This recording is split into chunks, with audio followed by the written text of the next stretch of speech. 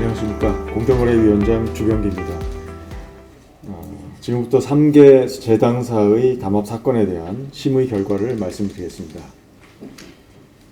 공정거래위원회는 어제 심의를 열어 CJ제일제당, 삼양사, 대한제당 등 3개 설탕 제조 판매 사업자들이 지난 4년여에 걸쳐 음료, 과자 제조사 등 실수요처와의 거래에 적용되는 설탕 가격의 인상과 인하 폭과 시기를 합의하고 실행한 행위에 대해 행위금지 명령과 가격 변경 현황 보고 명령을 포함한 시정명령, 그리고 과징금 총 4,083억 원을 부과하기로 결정하였습니다.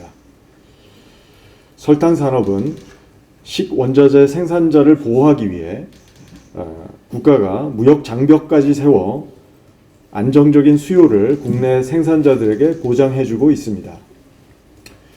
그럼에도 설탕 제조사들이 중대한 경제법 위반 행위, 담합을 통해 그것도 전 국민이 코로나19와 경기 침체 등으로 고통받는 시기에 고통을 국민에게 가중시키고 부당이득을 추구한 사건입니다. 이번 사건의 과징금 부과 규모는 전체 부과 금액 기준으로 역대 두 번째이고 사업자당 평균 1,360억 원 정도로 그간 공정위가 담합 사건에 부과한 과징금 중 참가 사업자당 평균 부과 금액 기준으로는 최대 금액에 해당합니다. 다음으로는 이 사건 담합의 행위 사실과 위법성에 대해 설명드리겠습니다. 이들은 2021년 2월부터 2025년 4월까지 가격 인상 6차례, 인하 2차례, 총 8차례에 걸쳐 설탕 판매 가격 변경의 폭과 시기를 합의하였습니다. 이들은 설탕의 주 재료인 원당 가격이 오르는 시기에는 원가 상승분을 신속히 가격에 반영하기 위해 공급가격 인상 시기와 폭을 합의하였습니다. 원당 가격이 하락하는 시기에는 원가 하락분을 더 늦게 가격에 반영하기 위해 원당 가격 하락 폭과 설탕 가격을 더 적게 인하하고 원당 가격 하락 폭보다 설탕 가격을 더 적게 인하하고 인하 시기를 지연시킬 것을 합의하였습니다. 이들은 대표급, 본부장급, 영업임원급, 영업팀장급 등 직급별 모임 또는 연락을 통해 가격 합의를 하였습니다. 대표급, 본부장급 모임에서는 계략적인 가격 인상 방안이나 3사 간 협력 강화 방안 등을 합의하였고 영업임원이나 영업팀장들은 수시로 모임을 갖고 가격 변경의 세부 실행 방안을 합의하였습니다. 이렇게 가격 변경 합의가 이루어지면 전체 거래처의 가격 변경 계획을 통제하고 필요한 경우에는 협상을 진행하였습니다. 이때 각 수요처별로 점유율이 가장 높은 재당사가 협상을 주도하고 협상 경과를 수시로 공유하였습니다. 패널 오른쪽 사진에서 보시듯이 이 이메일에서 보시는 것처럼 동서는 CJ가, 오리온은 삼양사가, 남양유업은 대한제당이 주도하여 협상하는 시기였습니다. 결국 재당사들은 가격 인상이 필요하다고 판단하였을 때 한 번도 실패하지 않고 가격을 인상하였고 반대로 가격 인하 요인이 발생했을 때는 가격을 인하하지 않거나 인하폭을 최소화할 수 있었습니다. 이를 통해 재당사들은 이익을 극대화할 수 있었고 반대로 수요처들, 식품 사업자들, 제조업체들은 가격 인상 압박을 받게 되어 최종적으로는 식료품을 구매하는 소비자들이 고스란히 피해를 입을 수밖에 없었습니다.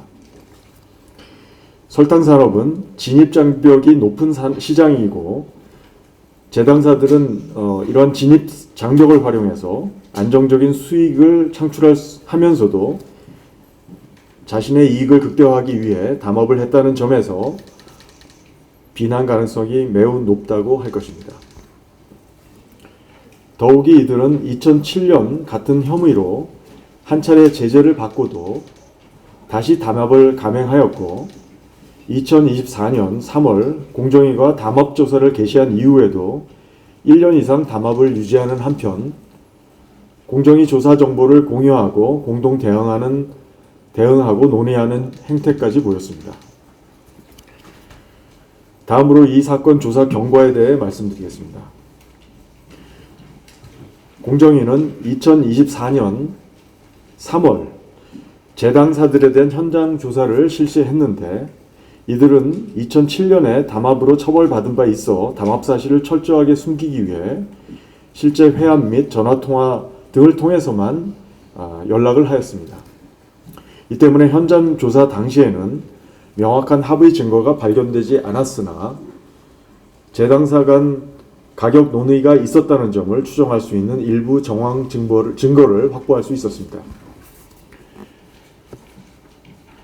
이 자료에서 보시는 것처럼 사건 초기에 발견된 자료는 담합이 있었다는 강한 의심을 들게 하는 증거였습니다. 공정위 담당자들은 이를 바탕으로 약 1년여간 수요처 및 관계자 등을 대상으로 끈질긴 조사를 벌인 끝에 비로소 구체적인 담합 혐의를 확인할 수 있었고 이 사업체들이 공정위와 검찰에 자진 신고하도록 이끌어냈습니다. 그리고 약 7개월간의 추가 조사를 통해 작년에 담합의 전말을 밝혀내게 된 것입니다.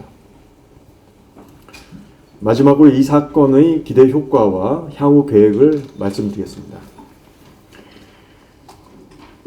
이 사건은 식료품 분야에서 은밀하게 장기간 지속된 약탈적인 담합을 제재한 사건으로 최근 국민들이 피부로 체감하는 높은 식료품 가격을 안정시키고 독과점 사업자의 부당한 가격 상승에 경종을 울릴 수 있을 것으로 기대합니다. 또한 설탕 분야는 소수 사업자가 과점하는 시장으로 담합에 취약한 시장인 바 공정위는 가격 변경 현황 보고 명령 등을 통해 앞으로의 가격 변경 추이를 지속 점검함으로써 담합 소지를 봉쇄하고 경쟁을 촉진할 것으로 기대합니다.